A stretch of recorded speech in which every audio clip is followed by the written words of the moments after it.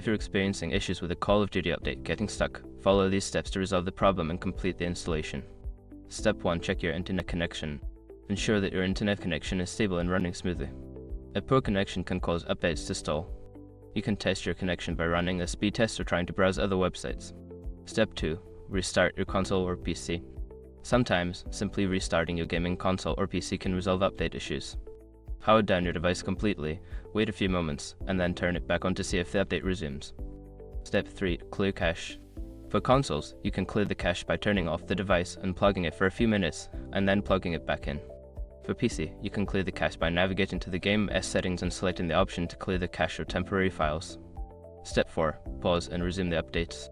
If the update is stuck, try pausing it and then resuming it. This can sometimes kickstart the installation process. Navigate to the updates section in your game library, pause the update, wait a moment, and then resume it.